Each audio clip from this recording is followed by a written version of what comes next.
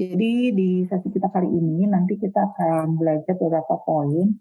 Jadi pertama bagaimana apa sih tugas orang leader dan challenge-nya apa yang dihadapi. Kemudian area untuk pertumbuhannya apa saja dan tips trik untuk bisa menjadi seorang leader terutama buat diri kita sendiri. Nah, ini saya pengen ngajak teman-teman teman-teman yang hadir di sini bisa jadi sebagian besar tengah mendapat tugas sebagai seorang leader.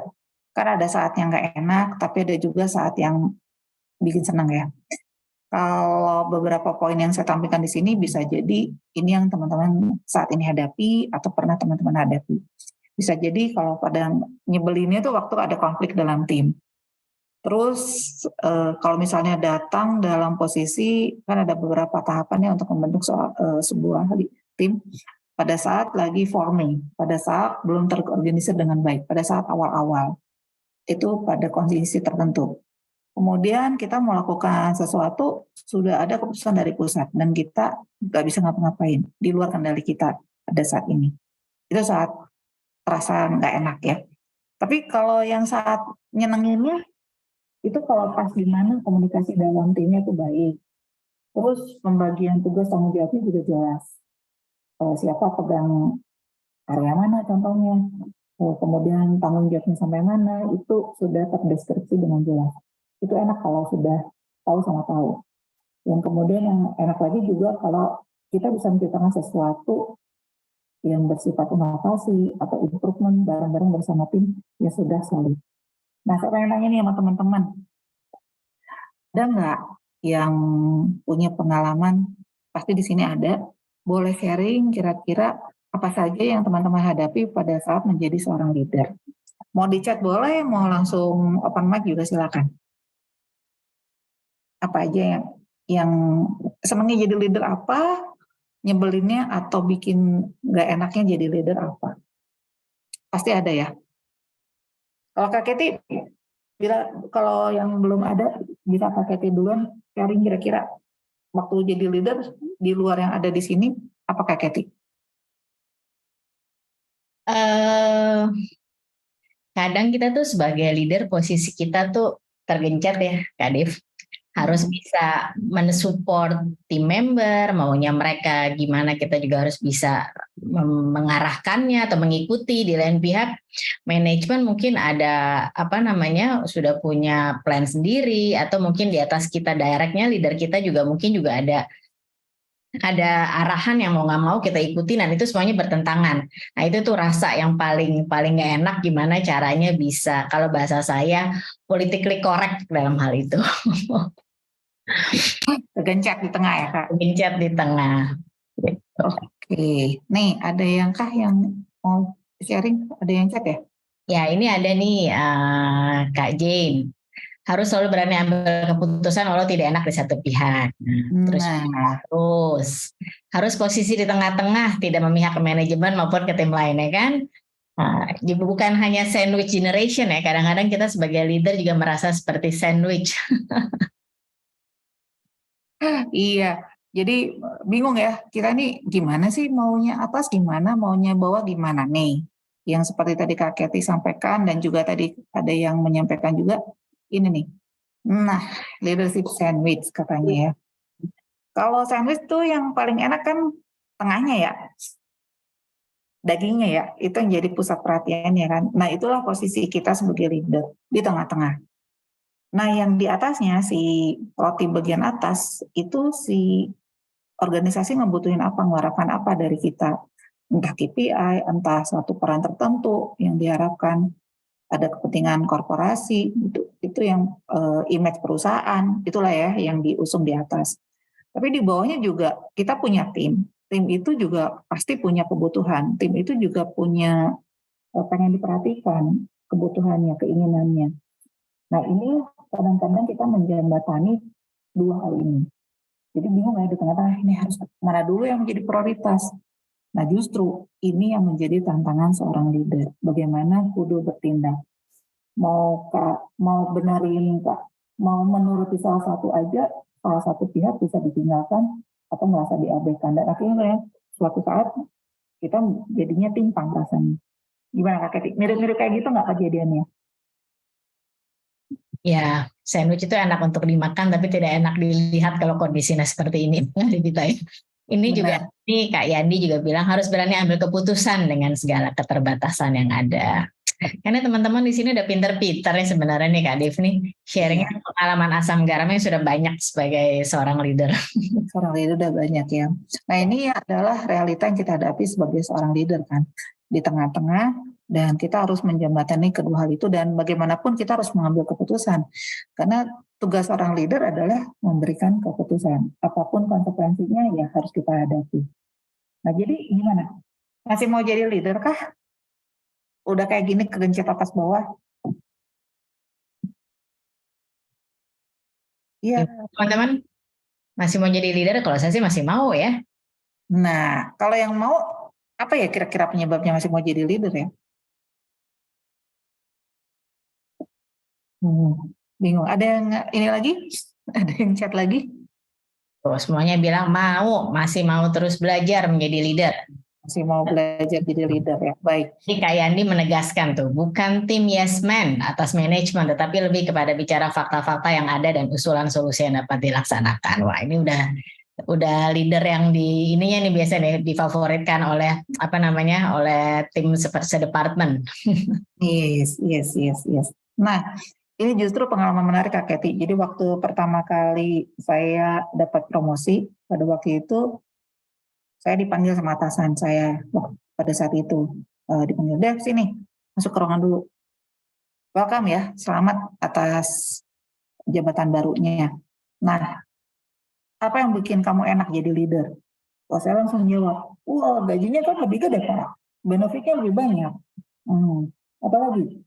Punya tim, punya anak buah yang bisa saya koordinasikan. Jadi saya bisa berbagi tugas sama mereka, nggak sendiri lagi. Itu yang bikin enak, iya. Terus dia nanya, ada lagi nggak yang bikin gak enaknya apa? Saya bingung, apa ya nggak enaknya? Karena waktu itu jadi promosi ya, waktu itu masih terbatas yang namanya training development program di perusahaan saya. Jadi bingung, saya ngelakuin ini apa sih yang nggak enak Pak? Emangnya ada Pak yang nggak enak kalau jadi leader? Masih polos banget ya, nunggu banget ya waktu itu ditanya. Terus dia bilang, jadi leader itu kalau lagi kenduri, lagi pesta, leader itu yang makan terakhir dan leader itu yang nyuciin piring anak buahnya. Saya langsung bingung. Maksudnya gimana Pak?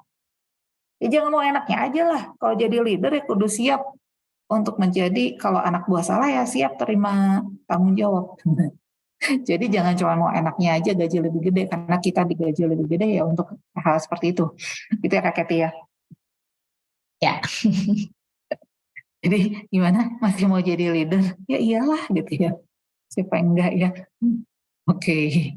Nah, saya lanjut ya slide berikutnya ya. Jadi udah tahu ya ciri-ciri apa sesuatu yang menjadi challenge sebagai seorang leader atas bawah kena. Nah, ini teman-teman saya sedikit refresh kalau pernah baca John C. Maxwell ya, ini salah satu idola saya juga untuk buku-bukunya selalu inspiratif ya dari beliau ini. Jadi kan kalau dari Opa John C. Maxwell ini bilang ada 5 level untuk menjadi seorang pemimpin. Kalau di level 1 ini, teman-teman udah biasa ya, itu siapapun bisa jadi leader kan, karena position, karena SK kalau saya bilang. Karena surat keputusan dari corporate, ya dia ditunjuk. Seorang Devita jadi leader ya di sini, baik, dapat SK. Biasanya kan yang ke-highlight pertama karena performance-nya seseorang tersebut. Karena performance saya misalnya, karena saya bagus, achieve target terus, dan itu yang langsung ke-highlight sama manajemen. Maka saya diharapkan menjadi seorang leader itu ya buat ngelit timnya supaya naik juga performance tim yang saya pimpin. Nah, tapi kalau semua orang cuman jadi leader ngandalin satu hal ini aja kan repot ya. Ini membuat dia fokusnya hanya pada performance. Dan itu biasanya kalau cuma ngandelin, pokoknya saya cuman ujungnya tahu hasil. Pokoknya saya taunya, kalau di perusahaan saya setiap akhir bulan, apalagi teman-teman yang ikut ini, beberapa di antaranya manajemen dari perusahaan saya ini pasti lagi seru-serunya lagi siap-siap closing KKP ya. Jadi siap-siap karena target di akhir bulan ini yang menjadi penentuan ya. Itu biasanya lagi lagi seru-serunya di kita nih. Nah itu kalau cuma tahu ujungnya, pokoknya saya Pak pengen ini hasilnya nembus segini di akhir bulan. Cuman kata ngandelin pokoknya, cuman tahu ujung hasilnya, tidak mau tahu gimana prosesnya, semua orang jadi bisa jadi leader. Ini mah gampang banget ya. Nah kalau dia cuma ngandelin itu aja, dia nggak akan lama jadi leader. Karena dia cuma ngandelin SK doang. Nah terus gimana kalau gitu? Naik ke level yang berikutnya, yaitu permission. Jadi setiap anak buah mau nganggap kita sebagai leader karena mereka suka sama kita. Sukanya kenapa? Karena sebagai leader dia mampu menjalin relasi yang baik, mampu menjalin komunikasi. Nah ini menjadi leader yang disayang sama anak buahnya karena mampu mengenali karakter anak buahnya, tahu bagaimana dia menempatkan diri. Nah ini leader idola lah ya di level 2 ini. Nah kalau dia sudah mampu menjalin komunikasi dengan timnya, tapi dia cuman ngandelin itu doang, tetap aja dia disukai sama timnya, tapi ujung-ujungnya di atas kan perusahaan pasti minta hasil, minta performance. Lu udah dikasih SK ya, lu udah dikasih anak buah, oke lah, ini jadi leader idolanya anak buah. Tapi mana hasilnya? Kalau dia nggak menghasilkan result, ya perusahaan juga akhirnya nentuin, lu mah jadi leader idola nggak kepake di sini. Ya lu harus nunjukin suatu performance. Nah ini yang disebut result. Jadi cuma ngandelin SK itu cuma sebentar.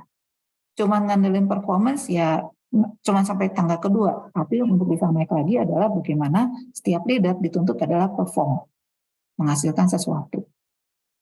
Itu level 3. Terus apalagi? Apakah cukup cuma sampai production aja menghasilkan result? Enggak, karena perusahaan juga nuntut kalau lu mau naik lebih tinggi ya lu harus menghasilkan second man. Jadi aku pernah tuh Kak Keti, waktu mau promosi juga ya, waktu mau promosi ke tingkat yang lebih tinggi lagi ditanya, Dev, kamu udah siap pindah? Siap, wah kan seneng ya kalau namanya dipromosiin, tapi selalu ditanya balik, second man lu siapa? Siapa anak buah lu?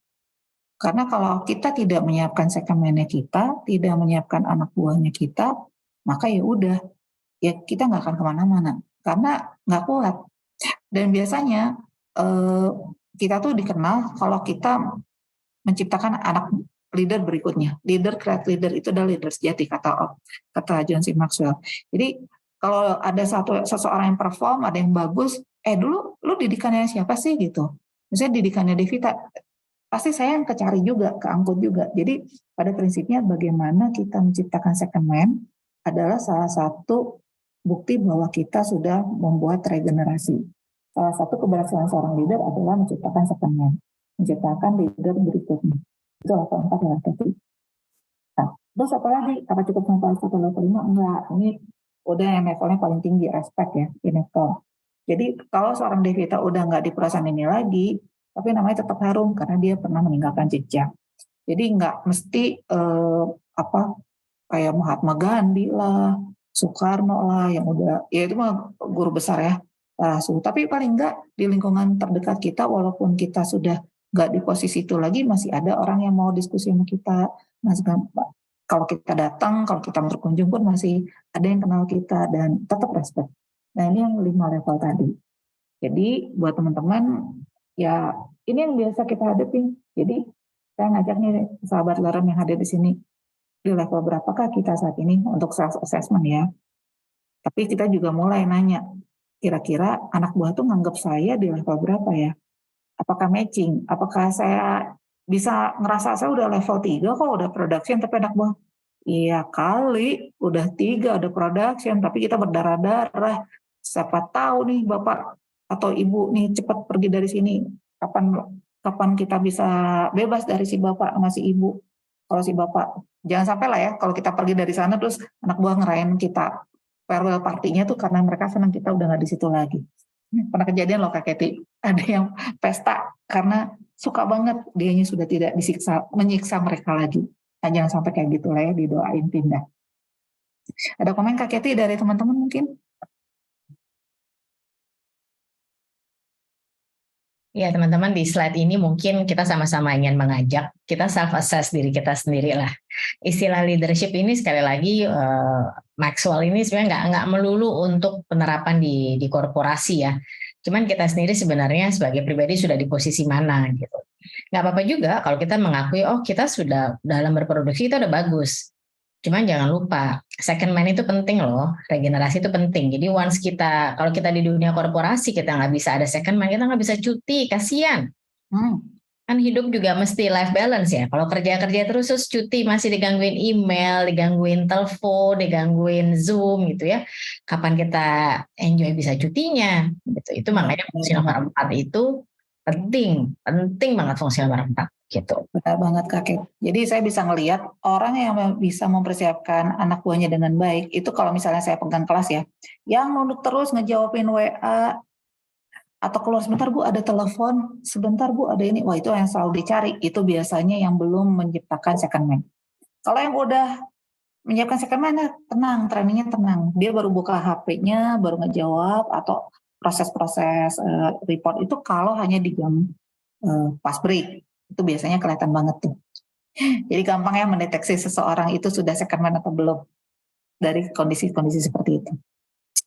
Ya ini buat biar aware dulu ya Kak. Kita ngajak teman-teman pahami dulu ini kita udah di level berapa. Nggak cuma diri kita sendiri, tapi juga bisa cross check ya ke tim kita apa yang sudah mereka lakukan. Kalau masih nyari-nyari kita, apalagi dalam kondisi biasa, wah itu repot banget. Mungkin mereka hanya menciptakan suatu kondisi mereka butuh pada saat kondisi tertentu atau emergensi, itu yang pengen kita ciptakan buat tim kita. Oke ya, ini sekedar share terkait sama 5 level of leadership.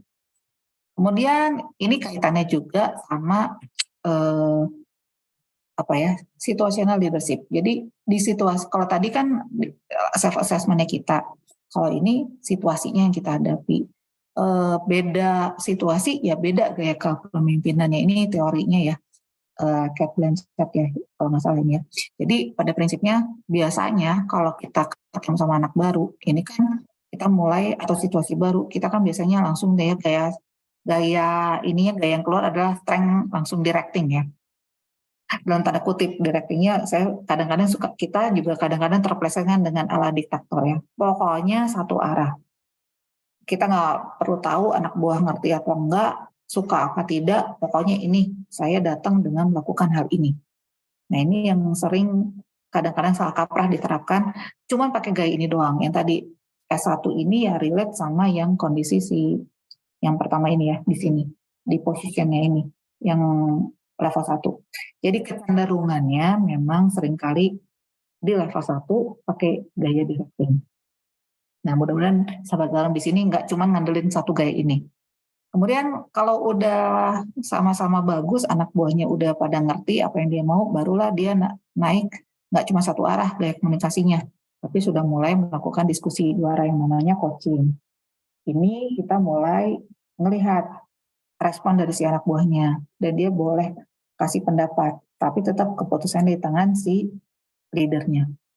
Kalau yang geser ke kirinya, itu anak buahnya udah makin oke, udah makin bisa kita tingkatkan, kasih kewenangannya, kasih skop yang lebih besar.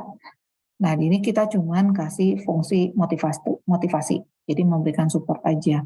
Jadi tidak berkaitan langsung dengan tugas, tapi kita ngasih support dari sisi emosinya, kemudian perhatiannya, ini yang kita lakukan di fungsi S3.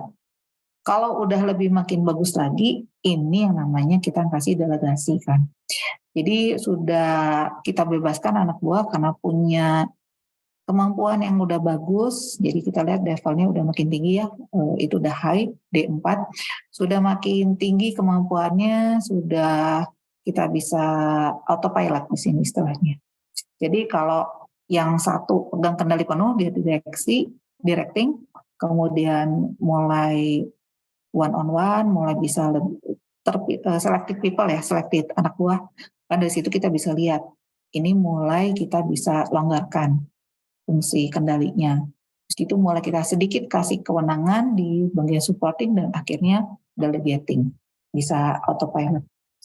Nah kalau gitu yang tadi directing, coaching, supporting, sama delegating, menurut teman-teman di sini mana yang paling bagus gaya kepemimpinannya?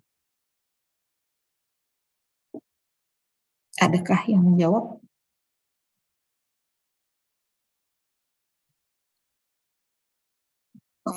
Pilih apa Kak Ati? Yang ini ada Kak Aditya raise hand. Silakan Kak Adit kalau mau open mic atau Baik, ada tulisan ya, monggo.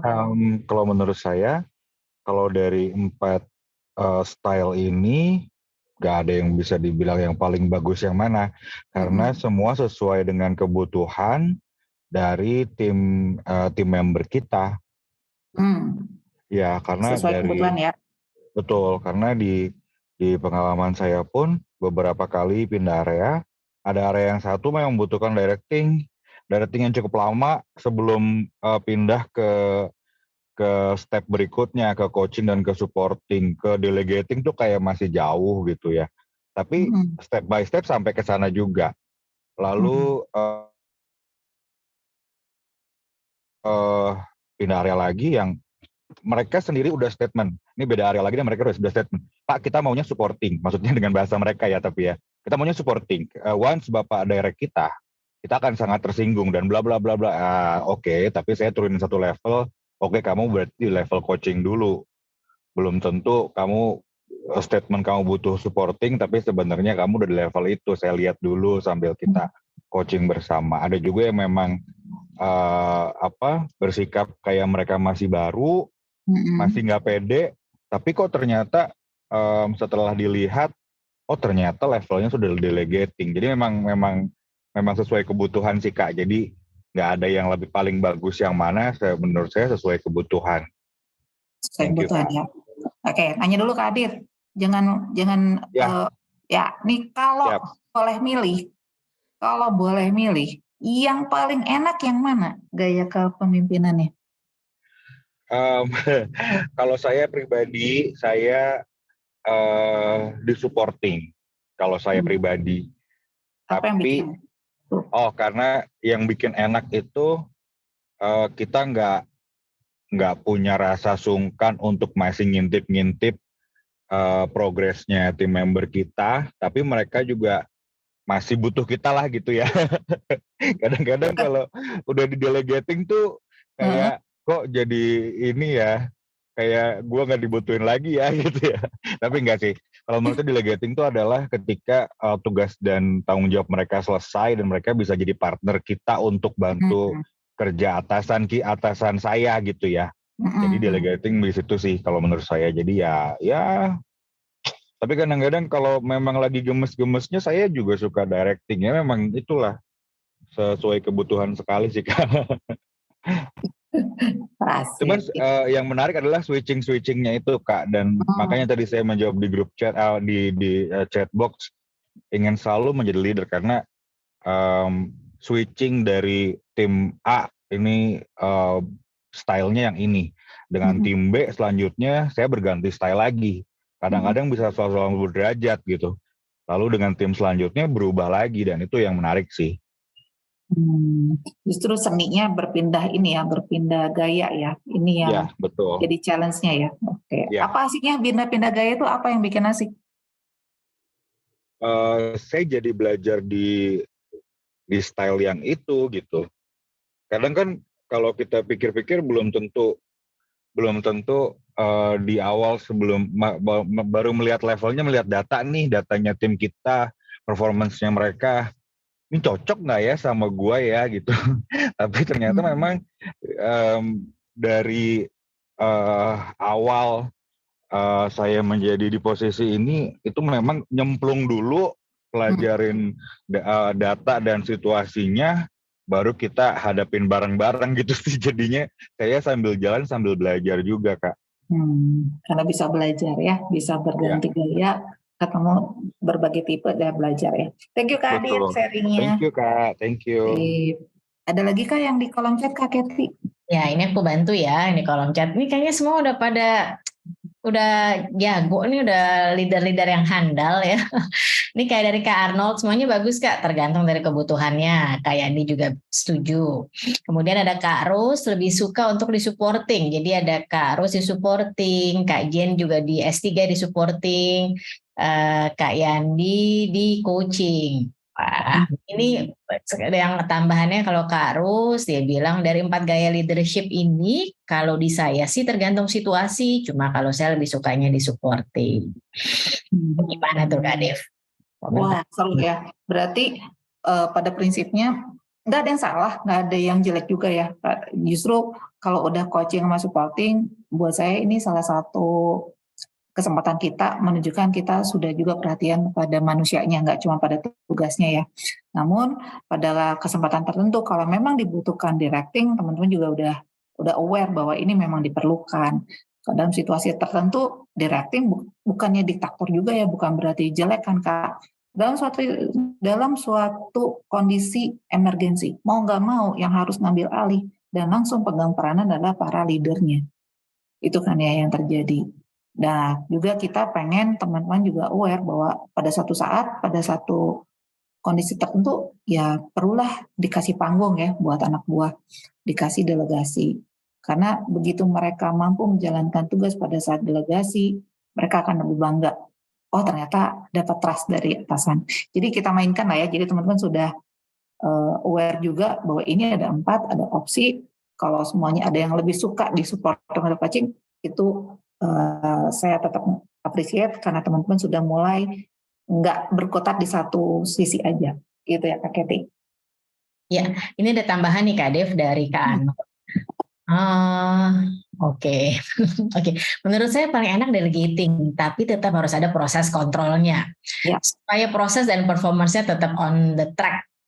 Sometimes tetap butuh proses co supaya bisa up to date dan terhadap kondisi di lapangan. Tetap butuh ada yang sampling ke tim di bawahnya lagi supaya proses delegasi yang sudah berjalan tetap sesuai. Aduh, kalau saya masih jadi leader, saya senang nih tim-tim yang seperti ini. Iya, udah mulai ini ya, sudah bisa menikmati perannya sebagai leader. Ya, memang ada beberapa kondisi ya Kak. Jangan berkutat pada satu gaya dan satu gaya dipakai untuk semua orang. Kalau cuma kita ngandalkan directing ya anak buah akhirnya ya udah Bu Devita aja yang pegang, mau apa-apa juga akhirnya Bu Devita yang ngambil alih misalnya kayak gitu. Atau coaching, satu hal yang perlu dicermati kalau melakukan coaching itu tidak setiap anak buah siapkan. Hanya anak buah tertentu yang memang coachable istilahnya ya, yang memang layak untuk diberikan coaching itu yang kita pilih. Karena ada beberapa orang juga terjebak, coaching itu paling bagus gitu. Iya bagus untuk orang yang cocok, tapi kalau orang yang nggak siap di coaching ya kita nggak bisa memaksakan bahwa itu harus dilakukan coaching pada saat itu atau pada orang tersebut. Karena banyak kejebakan Batman-nya, ya pokoknya kita lakukan coaching di awalnya iya, tapi tidak terus-menerus. Karena coaching juga butuh waktu dan butuh energi kan Kak Keti ya. Kalau kita punya klien terus coaching, one on one lagi, waduh satu orang aja yang efektif aja 45-60 menit kan Kak Keti. Terus anak buah kita ada 10, masa iya 10 jam satu hari? Tekor ya kita energinya ya. Itu contoh. Atau supporting, iya dikasihkan motivasi terus anak buah, ibu mah ceritanya supporting ini tugas, kadang-kadang juga perlu saya dilihat tugasnya, nggak cuma dilihat sayanya sebagai manusia. Atau yang ini delegating, terlalu over kasih delegating, akhirnya anak buah mengambil alih panggungnya dan kita sama yang korporasi, yang manajemen yang lebih tinggi lagi levelnya nganggap nggak ada Devita juga nggak apa-apa lah, anak buah kan ada. Nah itu bahayanya kalau kita tidak balance melakukan pergantian gaya ini sesuai kondisi yang dibutuhkan. Itu ya sedikit supaya teman-teman tidak terjebak pada satu gaya kepemimpinan saja. Kurang lebih gambarannya. Oke ya, kita lanjut ya Kak Keti ya. Iya. Nah, saya kalau udah ngajakin ke sini, saya ngajakin teman-teman, apalagi yang suka self coaching. Nah, ini kita ngajak teman-teman explore diri sendiri ya. Self exploration, saya ngajak teman-teman ada 3 tahapan, 3A. Yang awareness, acceptance, sama action. Nah, saya ngajak teman-teman gini nih. Pada prinsipnya, awareness itu pada tahapan saat ini apa yang berubah. Jadi aware bahwa ada situasi yang nggak sama lagi, atau situasi yang berbeda, atau situasi yang nggak umum yang saya hadapi. Jika terjadi suatu kondisi, apakah saya situasi ini berdampak kepada hal apa saja.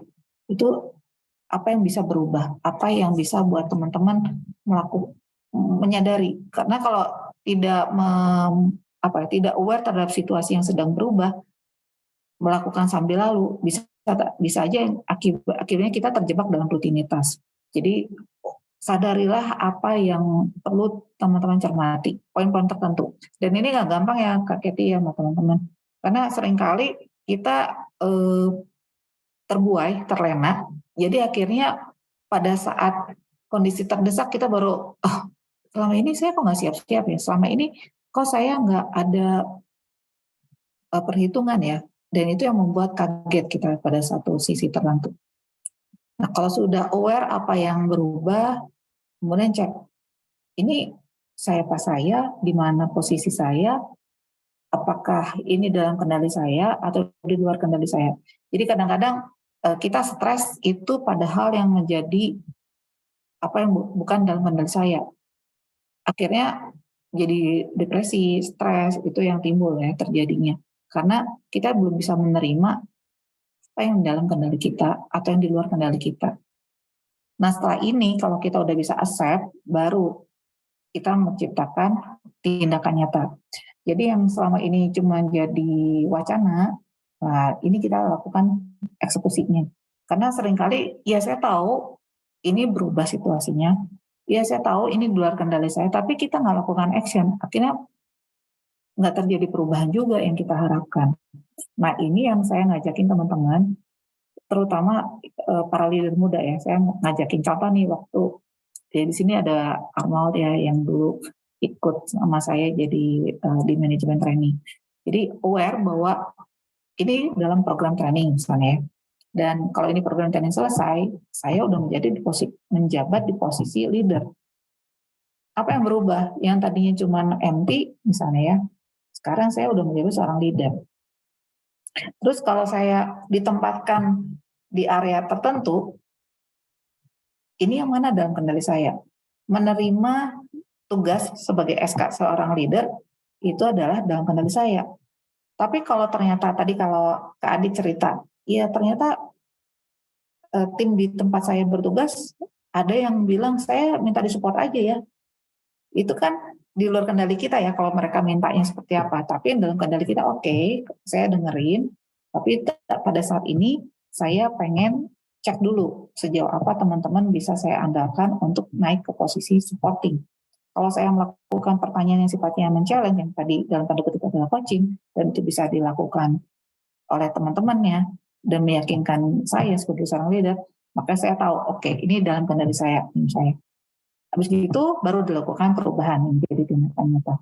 Jadi itu kurang lebih stepnya yang sebagai seorang leader ya. Jadi kalau teman-teman nanti mendapat tugas, amanat baru, atau tim yang berubah, ya ini, cek dulu awareness-nya sejauh apa levelnya. Misalnya kalau coachingnya biasa kan pakai skala ya Kak Keti ya sama teman-teman di sini ya. Contoh misalnya apa yang berubah dari skala 1 sampai 10. Apa dampaknya buat saya perubahan ini? 1 misalnya tidak baik, 10 sangat baik. Oke, di level 3 ini perubahannya. Tengah-tengah. Karena kalau di bawah 5 kan berarti berdampak cukup besar ya. Oke, apa yang berubah? Misalnya perubahan jabatan, perubahan KPI, atau misalnya dalam sisi diri kita sendiri, ya saya harus meningkatkan kompetensi tertentu yang tadinya sebagai seorang leader saya cuma mengandalkan interpersonal skill saya, tapi dalam sisi saat ini ada perubahan, saya harus meningkatkan kompetensi saya yang tadinya kurang menguasai data, kurang menguasai project, sekarang saya harus aware terhadap adanya project yang harus saya lakukan, misalnya seperti itu. Kemudian cek acceptance-nya. Saya tahu bahwa saya, contoh personal skill saya cukup baik, tapi yang namanya analisis saya ada sedikit kendala dalam hal ini. Nah, kalau kayak gitu, yang menjadi kekuatan saya sebagai interpersonal skill, saya bisa bantu apa yang menjadi kekurangan saya. Oke, kalau gitu saya punya kenalan misalnya karena networknya luas, saya kenal yang namanya Kak Keti yang jago analisa, jago bikin project. Nah, saya deketin, saya belajar sama dia. Itu kan accept bahwa saya punya kelebihan dan ada sesuatu yang perlu diimprove. Terus gitu action nyatanya adalah, ya saya langsung deketin Kak Keti, saya belajar. Kak Keti ajarin saya, analisa kayak gini tuh seperti apa?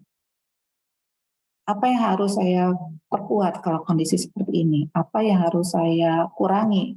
Misalnya terlalu banyak cewek-cewek, terlalu banyak tebar pesona, oh saya harus lebih fokus. Itulah contoh-contoh dari tahap awareness, assessment, action. Jadi contoh ya Kak. Nah kalau di sini apakah ada yang mau berbagi? Silakan loh. Di chat ada nggak Kak Keti? Di chat belum ada sini.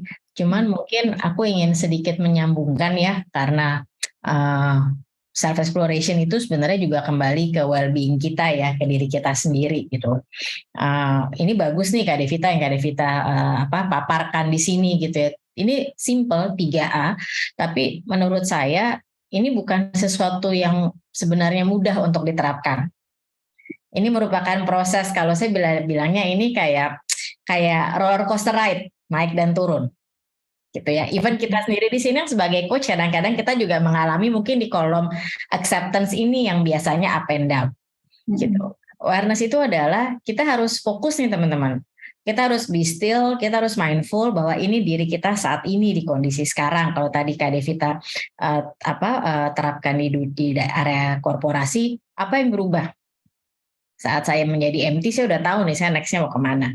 Atau kalau enggak saya sebagai Katie gitu, saya aware nggak bahwa diri saya adalah Katie sebagai individu. Misalnya saya seorang ibu dengan 2 anak remaja gitu, role saya adalah ini dan kesibukan saya adalah apa gitu. Jadi saya aware dengan kondisi saat ini. Jadi teman-teman harus make sure kan bahwa kita berdiri di saat ini, saat kini. Jangan mundur ke belakang melihat flashback, yang ada kita akan sedih atau kita mungkin ada rasa-rasa ibaratnya mungkin bukan power syndrome ya, tapi kebayang mungkin kejayaan di masa lampau gitu, atau kita cemas di masa depan. Gitu tadi Kak Devita sempat maksudkan ada anxiety, ada kecemasan. Jadi kita harus aware di kondisi sekarang. Nah, terus yang acceptance ini sebenarnya yang awareness adalah paling susah teman-teman buat kita menyadarkan diri kita. Tapi setelah itu acceptance ini adalah yang selalu naik turun. Ya Kak Dev ya, baik kita di kantor maupun kehidupan pribadi itu selalu naik turun. Kadang kita bisa accept, tapi kok harusnya sebegini ya. Itu namanya belum accept, pure acceptance gitu. Kalau 2 poin ini sudah bisa teman-teman pegang, teman-teman grab, action sih tinggal sundul. Ibaratnya gitu teman-teman. Iya benar. Karena ada statement yang bilang the bigger the why, the easier the how ya. Jadi why ini terjadi dan tahu meaningnya, dapat gitu ya poinnya, actionnya itu gampang banget ya Kak Keti. Itu actionnya akan datang sendiri, ide-ide kita akan datang. Jadi makanya kayak kami kalau sebagai coach itu biasanya cek dulu ya, the bigger why-nya tuh apa, meaningnya buat dia perubahan ini apa. Kalau misalnya goal, terkait sama goal, kita cek ya misalnya goal saya menjadi seorang leader atau saya melakukan ini apa ya, tujuannya buat apa kan, terus accept dulu, ini dalam kendali saya atau bukan. Ya tadi Kak Keti juga bilang roller coaster, iya sih, karena kita seringkali mencemaskan hal yang di luar kendali kita, biasanya kayak gitu kan Kak Keti ya. Ya. Ntar orang ngomong apa soal saya, ntar saya dicuekin nggak, ntar saya dibully nggak, atau misalnya kita butuh validasi dari orang lain, misalnya kalau kita posting, apalah hal yang gampang, posting sesuatu gitu ya, terus kita ngarepin like yang banyak gitu. Ya kalau masih tergantung sama orang lain, tidak bisa menerima diri sendiri, kapan kita bahagianya, kapan kita bisa aware bahwa kita tuh punya tugas loh di sini, baik di kehidupan kita secara pribadi, maupun dalam inner circle kita, di keluarga inti, maupun di tim yang kita punya tadi, yang dempetan tadi ya, atas minta apa, bawah minta apa, terus kita nggak, terus saya bisa apa? Itu kadang-kadang yang bikin bergejolak ya biasanya gitu ya. Dan ini yang biasanya, ini nih kalau ketemu klien ya, nggak jauh-jauh lah soal acceptance ya, karena awareness-nya itu yang belum dapat. The bigger the way-nya itu yang belum kuat sebagai fondasi. Kurang lebih gambarannya kayak gitu yang terjadi. Nah kalau udah kuat fondasinya, awareness-nya mantap, accept-nya sudah lebih mulus, wah udah actionnya itu tiba-tiba idenya datang bermunculan sendiri. Aha momennya dapat, begitu awareness-nya didapat. Biasanya gitu ya Kak Keti? Ya betul. Betul teman-teman. Gimana? Ada yang ingin menambahkan mungkin di kolom chat mungkin, atau ada yang mau share langsung pengalamannya?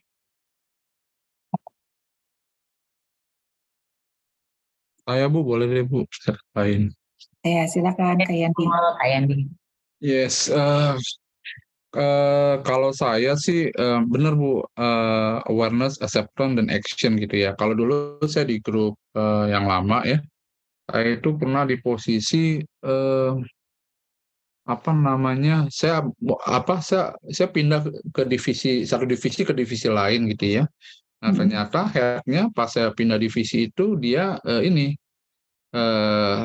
kena penyakit stroke gitu loh. Nah jadi tapi saya posisinya sudah sebagai semi leader gitu, belum full leader sebagai misalnya head dev gitu ya, tapi udah semi leader berarti dalam artian tangan kanannya head dev saya gitu. Nah jadi saya pindah divisi, ya kan?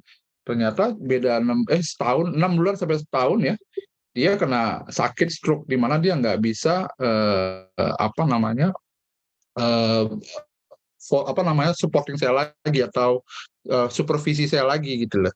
Jadi pada saat itu saya ketika ada self exploration, awareness, acceptance, and action, ya intinya ya pada waktu itu ya saya terima dulu keadaannya, ya kan? Situ ya kita jalan gitu loh. Jadi ya saya seperti head walaupun bukan head gitu loh. Jadi di departemen itu saya jalanin dengan dengan kemampuan saya ya, dan so far makin berkembang setelah saya keluar pun masih berkembang gitu loh. Itu sih Bu gambarannya kalau di saya. Jadi jangan menyerah lah jadi leader dengan situasi yang ada, mapping segala hal, terus laksanakan, karena kita setiap orang di posisi leader pasti punya background-nya masing-masing.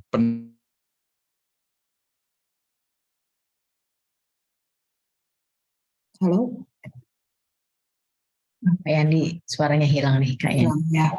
Ya, paling nggak kita dapat intinya Kak Keti ya. Jadi ada situasi yang dihadapi leadernya yang mengandalkan dia, dan dia akhirnya berarti dikasih peran lebih banyak, Kak Yandinya bisa berproses, accept ya bahwa kondisinya seperti itu dan akan melakukan tindakan nyata dan tetap menjadi andalan ya dalam timnya. Jadi Kak Yandi sharingnya. Itu contoh ya Kak, berarti situasi yang dihadapi dan dia bisa mengambil alih perannya karena dia tahu ini yang ada yang berubah dan dia tahu posisinya. Kurang lebih gambarannya kayak gitu. Thank you Kak Yandi sharingnya. Ada yang lain lagi? Ada yang lain yang teman-teman yang lain mau share pengalamannya? Mungkin bisa self exploration ini nggak harus melulu di dunia kerja ya. Ini juga kembali ke kehidupan kita secara individu, secara pribadi. Ini adalah tahap-tahap yang susah-susah gampang kalau saya bilang ya, untuk terkesan karena cuma tiga leveling seperti ini. Cuman kalau kita belum bisa aware, kalau kita belum sadar tadi lebih kuainya, seperti tadi Kak Devita bilang, susah untuk kita bisa accept. Lebih menantang itu untuk kita bisa menerima diri kita sendiri. Ini tadi Kak Yandi bilang maaf terputus, unstable. Oke, lagi hujan besar. Iya, rumah saya juga hujan nih. Agak was-was kalau Zoom lagi hujan begini sebenarnya. Oke, teman-teman, masih ada lagi yang ingin share untuk di area ini self exploration? Kalau misalnya masih malu-malu atau mungkin masih ada yang bingung di tahap awareness, monggo bisa mungkin berkonsultasi terpisah baik dengan Kak Devita atau dengan saya sendiri. Kita kebetulan sebagai coach juga memiliki beberapa tools yang bisa untuk memancing, untuk men-trigger di bagian awareness ini supaya bisa lebih dapat gitu oleh teman-teman. Oke, Kak Dev, ini sepertinya belum ada. Silakan dilanjutkan slide berikutnya. Baik. Nah, kalau udah self exploration-nya dapat, aksi nyatanya udah siap mau dilakukan, dan ini gimana pun katanya tadi kan di awal sebagai seorang leader kan keputusan ya. Jadi sudah mencanangkan suatu keputusan dan itu harus dijalanin. Jadi nggak cuma wacana forever ya. Jadi satu tindakan nyata. Nah, untuk bisa memulai tindakan nyata ini, maka kita mau ngajak teman-teman di sini. Kami memperkenalkan dengan istilah value exploration. Nah, saya mulai menjadi seorang leader yang menginspirasi buat timnya. Gimana pun seorang leader kan role model ya Kak Keti ya. Yang dilihat kan kualitas seorang leader tuh diuji pada saat situasi lagi darurat. Situasi tidak baik-baik saja. Justru menginspirasinya seorang leader itu baru kelihatan kualitasnya pada saat kondisi tersebut. Nah, pada saat dia melakukan aksi nyata, saya mulai dari yang titik pertama, yaitu dari komitmen yang tegak lurus ke atas. Segala tindakan kita, suatu keputusan itu kita mulai dari tekad yang kuat, komit ya. Jadi leader yang bisa diandalkan adalah yang dia komit. Saya walk the talk ya, kalau istilahnya yang biasa kita dengar. Jadi apa yang kita sampaikan itu yang dilakukan. Contoh misalnya Kak Keti tadi bilang ibu dari 2 anak remaja gitu misalnya ya. Terus Kak Keti nyuruhnya adalah anak-anak rajin olahraga ya, hidup itu sehat, hidup itu akan bahagia jika kita bisa menjaga kesehatan. Tapi Kak Keti cuma ngomong aja, nggak ngasih contoh olahraga tuh kayak gimana. Kalau kayak gitu kan biasanya anak-anak, lah ibu gue cuma ngomong doang gitu kan. Tapi Kak Keti kan langsung ya ngambil tindakan rajin olahraga, bahkan kayaknya pegalino ya kalau nggak olahraga ya Kak Keti ya. Bahkan tadi sebelum mulai kelas Zoom aja udah sempat-sempetin olahraga. Karena udah jadi habit ya Kak ya, dan komit yang kuat itu yang menunjukkan kualitas seorang leader. Jadi kalau seorang leader menjadi tokoh yang berpengaruh, yang bisa sampai level 5 yang tadi, nggak cuma di level 1 aja, cuma ngomong doang, itu biasanya yang komitmennya kuat, dan yang ditiru dari dari seorang leader oleh anak buahnya adalah tindakannya, bukan kata-katanya doang. Itu yang kita uji. Jadi komitmen yang kuat dan ditunjukkan dengan tindakan nyata. Nah, udah komitmennya udah kuat, ya tadi kalau mau naik ke level yang 2 lagi adalah bagaimana menjadi seorang leader yang disukai oleh anak buahnya ya, by permission tadi, kata si Opa John C. Maxwell, yaitu yang punya skill komunikasi. Komunikasi itu dikatakan adalah suatu keterampilan, karena setiap orang pada dasarnya, ya namanya juga makhluk hidup ya, namanya juga manusia. Kita ini hidup nggak sendirian, tapi bagaimana mampu menciptakan komunikasi, berkomunikasi dengan baik, dengan tujuan untuk bisa mempengaruhi. Karena setiap leader kan pasti punya tuntutannya, setiap seorang leader kan harus punya strategi terhadap suatu case, terhadap suatu kondisi yang tidak baik-baik saja tadi, dia harus punya suatu strategi. Bagaimana menerjemahkan strategi yang ada di otaknya dia, yang menjadi idenya dia itu untuk bisa mempengaruhi ke timnya. Maka diperlukan yang namanya komunikasi. Makanya saya senang banget kalau udah sharing terkait sama DISC. Karena setiap orang punya kecenderungan ya 4 besar tadi ya, walaupun ada yang sedikit-sedikit kombinasi. Jadi bagaimana kecenderungan seseorang merespon sesuatu, misalnya tipe dominans gitu ya. Tipe dominans itu kan cenderung sukanya pada hasil. Jadi jangan nanya cerita misalnya terkait sama bagaimana kondisi yang dihadapi saat ini. Oh, terlalu banyak baca basa-basi itu orang dominan itu paling males. Beda banget sama orang influence. Kan influence senangnya dipuji-puji, senangnya dirayu-rayu, senangnya di-highlight. Nah, itu nggak masuk dengan cara to the point. Karena yang to the point itu tipe orang dominance. Sedangkan orang influence kan senangnya dipuji-puji dulu ya, kurang lebih kayak gitu. Atau tipe compliance yang senangnya pakai data. Sedangkan saya tipikalnya pakai data tuh lemah. Jadi saya senangnya mau gitu. Halo Kak Keti, hari ini cerah banget. Habis olahraga di mana aja, bawa kayak jalan-jalan ya. Itu kalau tipikalnya Kak Keti, tipikalnya dominance. Basi banget sih. Atau tipe compliance. Emang lo tahu gue udah jalan berapa lama, kalori yang gue bakal berapa? Wah, ditanya kayak gitu saya langsung mabuk. Wah, itu kayak ngantar nyawa, ketemu sama orang compliance, nggak bawa data. Itu contoh. Atau bagaimana kita ketemu sama orang stable. Orang stable itu atau steady itu kan senangnya bikin suasana tenang dulu. Nggak bisa ujuk-ujuk. Kak Keti, Zoom-nya bisa nggak mau jam 9 malam? Langsung kalau Kak Ketinya tipe stable, tipe steady, langsung kedubakan. Jam 9 ada apa? Dan seterusnya. Jadi kalau kita menguasai komunikasi yang tepat pada orang yang sesuai dengan gaya komunikasinya, frekuensinya bisa lebih selaras. Dan kita bisa dapat building trust yang lebih baik dengan mereka. Karena building trust itu kan nggak gampang ya Kak Keti ya. Butuh waktu lama untuk membangun suatu jembatan yang terbentuk atas dasar kepercayaan. Tapi cuma hitungan semenit, dia bisa hilang gara-gara salah ngomong atau salah treatment dengan gaya komunikasi yang salah. Maka skill atau keterampilan menguasai komunikasi is a must buat seorang leader. Itu contoh yang saya lihat ya. Nah, kalau udah komunikasinya udah kuat, udah tahu gaya komunikasinya setiap orang berbeda dan dia bisa beradaptasi, maka tugas seorang leader menciptakan koneksi. Bukan koneksi dalam tanda kutip yang aneh-aneh ya, tapi bisa membuka network-network baru. Contoh seorang leader itu kan diandelin bagaimana dia tadi jembatan tengah antara si tim di bawahnya sama ini ya, atasan yang di atasnya lagi ya. Anggaplah si level atau BOD ya. Tapi kalau dia tidak kenal sama manajemen yang di atasnya, anak buah misalnya butuh apa? Misalnya contoh ya kalau di tempat saya, anak buah kesulitan karena laptopnya bermasalah. Sudah lama rusak tapi penggantinya belum datang. Terus kita cuma nenangin gitu, anak buah ini enggak, ya tenang ya laptopnya nanti belum ada, sabar ya. Tapi kita sebetulnya punya koneksi ke link yang lebih jauh lagi, kita tahu siapa yang bisa kita minta bantuan, tapi kita nggak melakukan karena kita nggak kenal misalnya. Tidak menjalin koneksi yang baik dengan network yang kita tahu, tapi tidak membuat itu menjadi suatu keuntungan atau modal. Nah, koneksi yang terhambat atau tidak membentuk network dan cuma mengandalkan anak buah di bawahnya aja, dan juga salah satu hambatan, tidak menginspirasi ya. Makanya saya senang kalau misalnya ada, walaupun udah lama putus, tapi tiba-tiba ada yang kontak.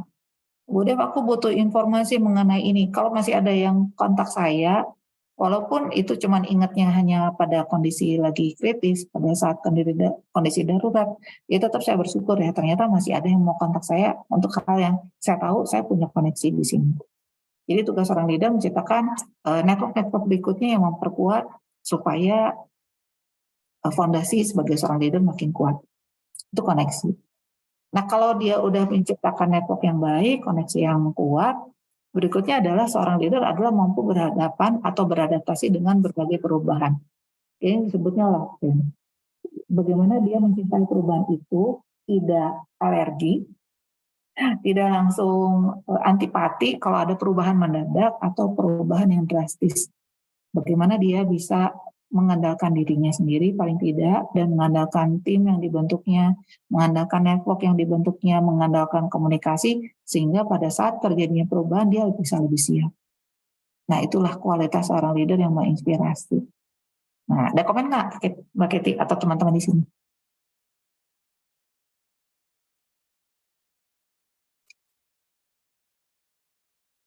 Gimana teman-teman? Saya selalu tercengang di bagian ini soalnya, inspiring leader ini. Kembali lagi sih teman-teman, sifatnya leader ini kan nggak harus selalu di korporasi ya, bisa saja mungkin kita di satu komunitas gitu. Seberapa besar sih kita memiliki komitmen untuk bersama-sama memajukan komunitas misalnya. Terus bagaimana kita bisa mengkomunikasikan needs-nya kita, needs-nya anggota yang lain gitu kan. Setelah itu network juga kita mainkan. Kalau memang ada kebutuhan ini, oh ya saya tahu si A, saya tahu si B gitu. Itu akan lebih mudah untuk bisa menyelaraskan gitu ya. Dan tadi juga Kak Devita agak sempat detail di bagian komunikasi, itu ada banyak ilmunya sebenarnya teman-teman di komunikasi, mau dari yang sifatnya di ISG, bisa juga mungkin love language, banyak teknik-teknik berkomunikasi itu banyak sekali gitu. Dan yang terakhir, please be agile gitu.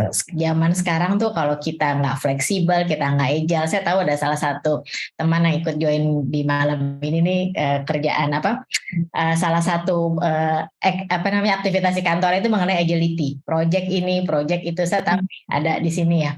Mungkin Kak Yuli ya, Yuliana Kosasih gitu ya. Jadi gimana sih? Kita tuh juga dituntut gitu. Kita bukan hanya berkomitmen, kita bisa menguasai komunikasi yang efektif, kita jago dalam memanage networking, tapi juga kita harus fleksibel, harus agile. Karena di zaman ini belum ada atau tidak adanya COVID, ada tidak adanya pandemi, itu di hidup itu tidak ada yang statis kita teman-teman. Semua ada perubahan, ada dinamikanya. Jadi bagaimana sih kita bisa menerima ini semuanya gitu.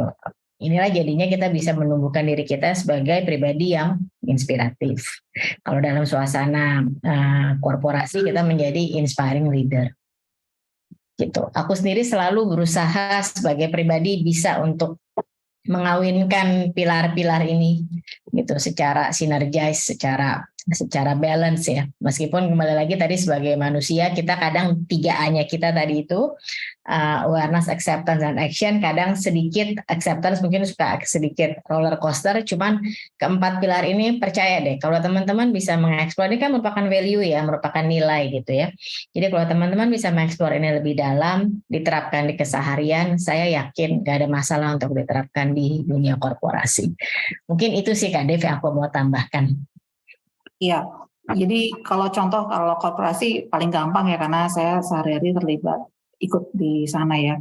Mungkin kalau perannya tadi Kak Kety, peran seorang ibu, peran seorang anak gitu ya, peran dari seorang istri, seorang suami, kakak atau adik, ya ketemulah paling enggak kalau misalnya saya dalam kehidupan sehari-hari sebagai seorang kakak, komitmen yang kuat ya untuk misalnya supaya keluarga ini tetap harmonis, gimana caranya? Ya ajaklah kita sekali-sekali diskusi. Terus ketemu sama adik saya yang tipikalnya modelnya, kalau lagi marah modelnya begini, ketemu sama ibu saya modelnya begini, nah itu juga beda. Terus koneksi, ya saya karena sudah pindah tempat tinggal sama orang tua di Bandung, ya saya coba membuka koneksi dengan tetangga sebelah. Apalagi pas zaman COVID ya Kak Kety, waduh itu mah kebayang ya, kalau nggak ada tetangga di sebelah itu saya bisa bingung ini gimana ya caranya ada kebutuhan gitu. Tapi koneksi yang baik itu kita membuat kita juga oke, ternyata kita nggak sendirian dan bisa bantu, bahkan suatu saat kita gantian ya. Juga life change ya, karena pindah dari satu kota ke kota lain, dari yang tadinya biasa mandiri terus sekarang ada anggota keluarga yang perlu saya perhatikan, itu juga salah satu yang saya hadapi saat ini. Jadi bagaimana kita juga melit diri kita sendiri, aware bahwa ada perubahan ya, dimulai tadi aware ada perubahan yang saya hadapi, dan accept mana yang dalam kendali saya, mana yang di luar kendali saya, dan akhirnya saya lakukan aksi nyata dengan komitmen, saya mulai dengan komitmen yang kuat. Nah jadi saya ngajak Kak Kety, sahabat Lerem yang ada di sini, value exploration ini buat saya sih suatu siklus yang kayaknya ya terus bergulir, ini lagi ketemunya sih yang saya coba cermati. Bagaimana kita mencoba balancing ya setiap poin. Bisa jadi komitmen dulu yang kita perhatikan saat ini dan seterusnya. Jadi tergantung sikon dan teman-teman saya harapkan bisa juga beradaptasi dengan kebutuhannya yang paling dibutuhkan saat ini. Gitu Kak Kety eksplorasinya. Mudah-mudahan bisa menginspirasi juga ya buat teman-teman yang lain. Siapa tahu ada tips yang lain ya, silakan loh. Kita nggak patokannya ini yang paling bagus, ini yang paling benar, nggak juga ya Kak Kety ya. Cuma berdasarkan pengamatan ini yang terjadi. Ya, thank you juga ini Kak Jen untuk clapping hands-nya. Teman-teman monggo loh kalau ada yang ingin disampaikan atau ada yang ingin share gitu ya. Sebenarnya saya melihatnya ini meskipun judul kelasnya adalah Inspiring Leadership, cuman saya sebenarnya ingin mengganti kata leader di sini jadi inspiring me. Gimana sih kita sebagai pribadi juga bisa menginspirasi. Sama komponen ini nih, keempat ini adalah hal yang nilai-nilai value yang harus kita balance, kita mainkan secara balance, secara rata gitu ya. Gak bisa juga kita terlalu agile, cuman kitanya nggak bisa komunikasi. Yang ada kita jadi kayak tadi siapa ya? Kak Yandi bilang jadinya yes man. Flexible is also not nice gitu ya. Semua ada takarannya, harus pas ingredients-nya gitu.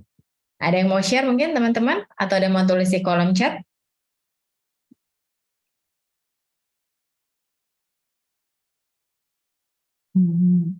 Kalau begitu mungkin semuanya memang sudah menjadi inspiring leader nih.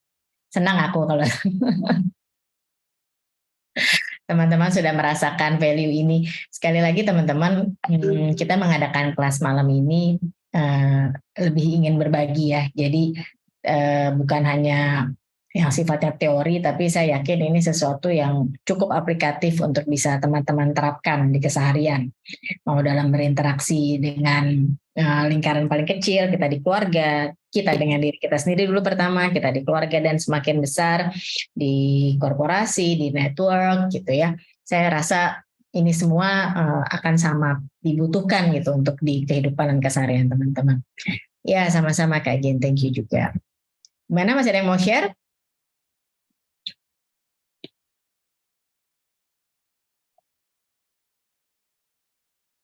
Belum ada lagi?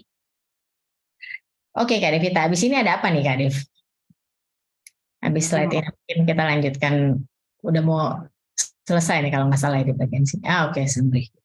Kita pengen ngajak teman-teman bahwa ternyata ya untuk jadi leader itu bukan hal yang mudah ya. Pasti ada situasi-situasi yang cukup menantang. Nggak cuma ingat enaknya aja jadi leader, kita juga ngajakin teman-teman perlu antisipasi. Karena posisi seorang leader ya ibarat sandwich, atas bawah ngegencet, dari bawah juga ngegencet, kita nih tengah-tengah. Bagaimana kita bisa menyeimbangkan kedua hal tersebut tanpa pilih kasih. Kalau lagi memang harus ke atas ya pada prinsipnya ya kita harus bisa juga ke bawah. Jadi kalau istilahnya misalnya nih saya dapat WA dari manajemen, ada informasi penting dan itu sifatnya konfidensial. Ya saya harus nyaring mana yang saya harus sampaikan ke bawah, mana harus saya keep sendiri. Itu bagaimana kita bisa berperan dengan lebih balance. Itu contoh. Kemudian bagaimana kita juga bisa self eksplorasi dengan teknik 3A tadi. Bagaimana kita aware bahwa kita ada posisi tertentu yang berubah, kemudian apa yang bisa dalam kendali kita, mana yang di luar kendali kita, dan tidak mencampur adukannya supaya bisa lebih tenang ya. Ini konsep 3A, awareness, acceptance, sama baru melakukan aksi nyata. Dan kalau udah aksi nyata kita dapat, nah kita pengen ada karakter-karakter menjadi value-nya seorang leader, yaitu ada komitmen, komunikasi yang bisa beradaptasi dengan gaya komunikasi yang sesuai, kemudian adanya connection, bagaimana kita memperbesar lingkaran pengaruhnya kita, yaitu kurang lebih gambaran itu, dan terakhir bagaimana kita beradaptasi dengan life chain tadi.